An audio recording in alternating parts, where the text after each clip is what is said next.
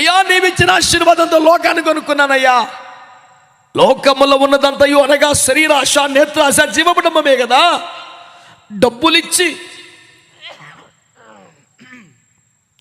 డబ్బులిచ్చి లోకాన్ని కొనుక్కోవడం అంటే ఏంటి? ఆశలు.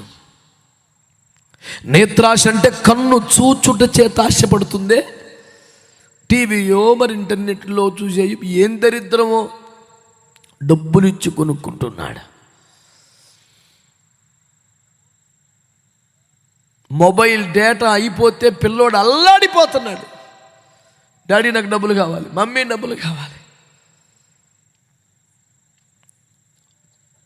మొన్న హైదరాబాద్లో ఓ మీటింగ్కి వెళ్తుంటే నా కారులో వెనకాల కుర్రోడు కూర్చున్నాడు. అడు గుసగుసలు వెళ్ళి నాన్నకు ఫోన్ చేసి, అడు ఎప్పుడైతే గుసగుసలు ఆడుతున్నాడో నా చెవులకు పని చెప్పాను, ఏంద్రైడు కథ అని. Daddy please only 35 rupees, daddy please only 35 rupees. ఈ రోజులో 30 రూపాయలు ఎప్పుడు అడుగుతాడు రా? ఇటు చూస్తే ఇంజనీరింగ్ చదువుతున్నాడు పూర్ఫేలో, ఓన్లీ 35 రూపీస్ అని నాకు అర్థం కాలేగా. రే ఏంటంటే లేదు అంకుల్, ఏం కాదు అంకుల్ సారీ అంకుల్ సారీ. ఈ బాబు డబ్బులు అడుగుతున్నావు ఎందుకో? లేదు అంకుల్ ఓన్లీ 35 రూపీస్ అంకుల్. ఎందుకు రా 35 రూపీస్ అంటే? అప్పుడు చెప్తున్నాడు నెట్ బ్యాలెన్స్ అంకుల్. 35 పడితే తెల్లవార్లు ఆడు నా కారులోనే ఉన్న ఆడు లోకంలో ఆడు ఉంటాడు. ఉన్నది నా వెనకాల సీట్లో. ఊరిని పాపం మండిపోని ఏందిరా? నేను 3-4 సార్లు పిలిస్తే అంకుల్ అంటాడు. ఈలోపు అందులో ఉంటాడు ఆడు. ఏందిరా అంటే ఏదో మంచి పనికొచ్చే యాపోడు చూపిస్తాడు నాకు. అవన్నీ వెనకాల దాక్కుంటాయి. ఈడికన్నా దొంగ అయ్యి. డబ్బులిచ్చి కొనుక్కుంటున్నావు తమ్ముడా. డబ్బులిచ్చి తెచ్చుకుంటున్నావు ఇంటికి దరిద్రం. డబ్బులిచ్చి తెచ్చుకుంటున్నావు నీ ఆత్మకు రోగం. నీ కన్నులు చూడకూడని వాటిని, నీ చెవులు వినకూడని వాటిని.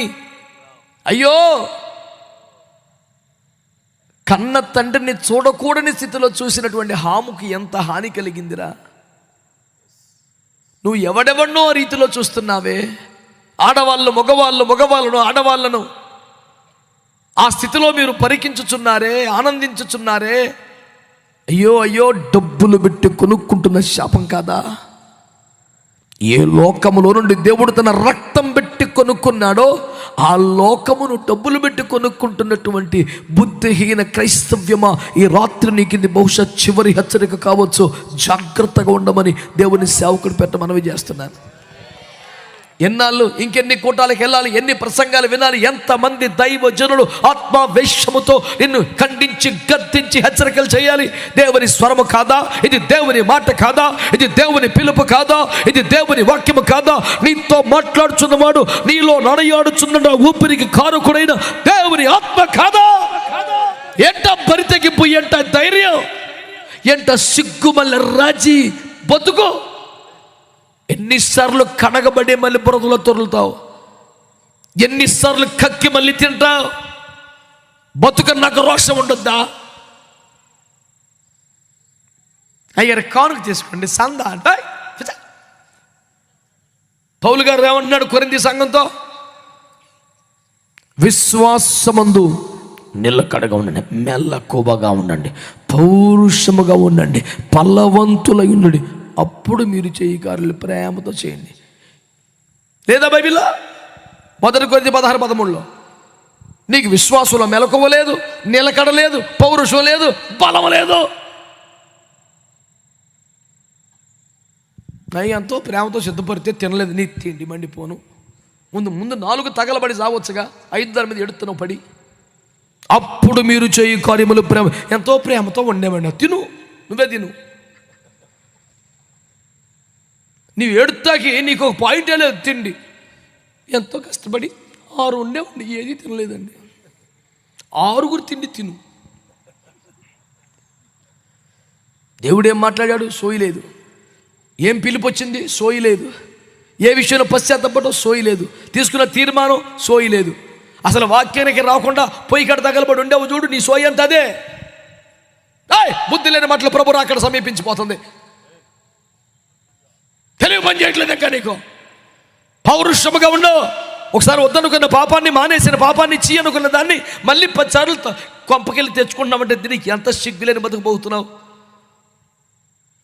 ఈ మాట రోతశక్కువాడంట వండేశాడంట 6 వంటలో ఎగబడి తిండిపోతున్న కోసం చూస్తున్నాడు ఈడు. పరిశుద్ధులకు ఆతిథ్యం చేయటం మంచిదే, పరిశుద్ధుల పరిచర్య మంచిదే. ఆ పేరు మీద పరిశుద్ధతనే గాలి కొదిలేయడం బుద్ధిహీనత. అదే ముఖ్యమనుకోవడం సిగ్గుమాల వ్యవహారం. ఎట్లా తెచ్చినా నువ్వేదో పెడితే తినేసుకొని god bless you my child అని తిండి బ్యాచ్ ఎక్కడుందో వెతుక్కో. ఇక్కడ కుదరదు.